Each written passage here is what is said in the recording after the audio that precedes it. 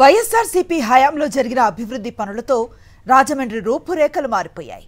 Metropolitan సిటీకి ధీటుగా happy street, eat street, రోడ్లకు డివైడర్లు, ఫుట్పాత్లు, జిమ్ ఎక్విప్మెంట్ పార్కులు, ఇలా ఒకటేమిటి ఎన్నో రకాల హంగులతో రివర్ సిటీ నూతన రూపును సంతరించుకుంది.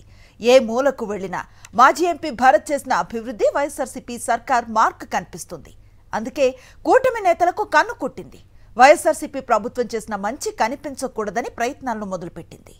కూటమి ప్రభుత్వం అధికారంలోకి వచ్చిన నాటి నుంచి అభివృద్ధి మాట ఎత్తడం లేదు. రెడ్ బుక్ రాజ్యాంగంతో కక్ష సాధింపు రాజకీయాలకు తెరతీసి వైఎస్ఆర్సీపీ నేతల నుంచి సామాన్య ప్రజల వరకు ఇబ్బందులు పెట్టిన కూటమి సర్కార్ ఇప్పుడు జరిగిన అభివృద్ధిని సైతం నీరుగార్చే ప్రయత్నాలు చేస్తోంది. వైఎస్ఆర్సీపీ హయాంలో రాజమండ్రి నగరంలో విస్తృతంగా అభివృద్ధి కార్యక్రమాలు నిర్వహించారు.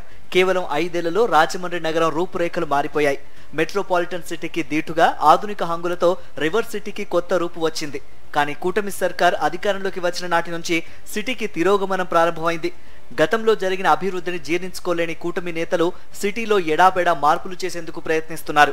చారిత్రక రాజమండ్రి నగరంలో దాదాపు 4-5 దశాబ్దాల పాటు పెద్ద ఎత్తున అభివృద్ధికి గాని భారీ మార్పులు గాని చోటు చేసుకోలేదు. వైఎస్ఆర్సీపీ హయాంలో రాజమండ్రి ఎంపీగా వ్యవహరించిన మార్గని భరత్ జిల్లా యంత్రాంగం సహకారంతో రాజమండ్రిలో భారీగా అభివృద్ధి కార్యక్రమాలు నిర్వహించారు. కోట్లాది రూపాయల వ్యయంతో రాజమండ్రి రూపురేఖలు మార్చేశారు. పెద్ద ఎత్తున పార్కులు, సుందరీకరణ పనులు, సెంట్రల్ లైటింగ్ తో రాజమండ్రి నగరం అందంగా మారిపోయింది. దీంతో పాటు ఈట్ స్ట్రీట్ పేరుతో పలు వెజ్, నాన్ వెజ్ వంటకాల దుకాణాలు, ఆదివారం హ్యాపీగా గడిపేందుకు హ్యాపీ స్ట్రీట్ ఏర్పాటు చేశారు.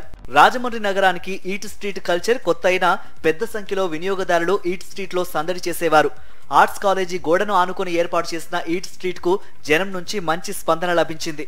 దాదాపు 40 వరకు ఇక్కడ వివిధ రకాల ఫుడ్ ఐటమ్ షాపులు ఏర్పాటు చేశారు. ఈలోగా ప్రభుత్వం మారింది.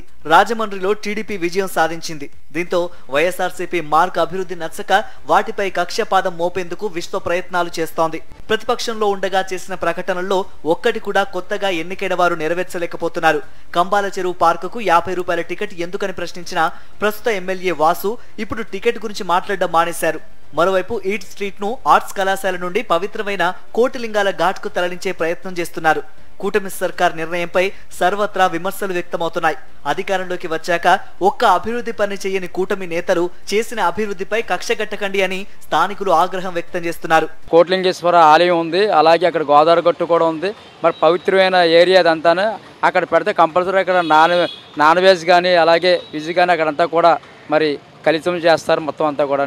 దయించి అక్కడ పెట్టకుండా ఏ స్థానంలో ఉందో ఆ స్థానంలో పెట్టి మరి ఇప్పుడు ఉన్న నాయకులు కూడా ఏం చేయాలంటే దీన్ని పాత ఇప్పుడు ఏదైతే ఎంపీ గారు అభివృద్ధి చేసి ఉన్నాయో ఇవన్నీ కూడా ముట్టుకోకుండా ఇంకేమైనా కొత్తగా అభివృద్ధి చేయవలసి ఉంటే చెయ్యండి మీరు, అంతే. అంతేగాని పాతే ముట్టుకోవద్దు దయించి. ఎందుకంటే రాజమండ్రిలో ఏ మూలకు వెళ్ళినా భరత్ చేసిన అభివృద్ధే కనిపిస్తోందని, అందుకే కూటమి నేతలు ఈట్ స్ట్రీట్ ని తరలించే ప్రయత్నాలు చేస్తున్నారని స్థానికులు మండిపడుతున్నారు. గత ప్రభుత్వం జగన్మోహన్ రెడ్డి గారు ముఖ్యమంత్రిగా ఉండగా రాజమండ్రికి ఒక యువకుడు ఎంపీ అయిన చూపించి మార్గదర్శకంగా మార్గాన్ని భరత్ చేసిన అభివృద్ధి పనులు అనేకం. ఎందుకంటే ఆయన చేసిన రాజమండ్రి అభివృద్ధి వేళ చూసుకుంటే ఏ మూలకెళ్ళినా కనపడుతుంది. యాపీ స్ట్రీట్ అవనివ్వండి, ఈస్ట్ స్ట్రీట్ అవనివ్వండి, గ్లో గార్డెన్ అవనివ్వండి, అలాగే జ్యోతిరూపుల విగ్రహ ప్రాంతం కానీ, రాజమండ్రిలో పచ్చదనం కానీ, ఎన్నో మొక్కలు నాటే కార్యం ఇలాంటివి ఎన్నో చేసుకుంటూ వెళ్ళారు. ఈవేళ ఈస్ట్ స్ట్రీట్ చూడండి, అక్కడ సుమారు ఒక 40 దుకాణాలు పెట్టి దాదాపు 200 మందికి ఉపాధి కల్పిస్తున్నారు. దాన్ని ఇంకా అభివృద్ధి చేయడం మానేసి ఎక్కడ ఉన్నటువంటి ఆధ్యాత్మిక కేంద్రమైనటువంటి కోట్లింగాల ఘాట్లో మాత్రం అంటే ఎంత తప్పండి. అభివృద్ధిపై దృష్టి పెట్టడం మానేసి రాజమండ్రిలో వైఎస్ఆర్సీపీ హయాంలో జరిగిన అభివృద్ధిపై కక్షగట్టడం ఏంటని కూటమి సర్కార్ని నిలదీస్తున్నారు. ఇప్పటికైనా తీరు మార్చుకోకపోతే తగిన మూల్యం చెల్లించుకోక తప్పదని అంటున్నారు రాజమండ్రి వాసులు.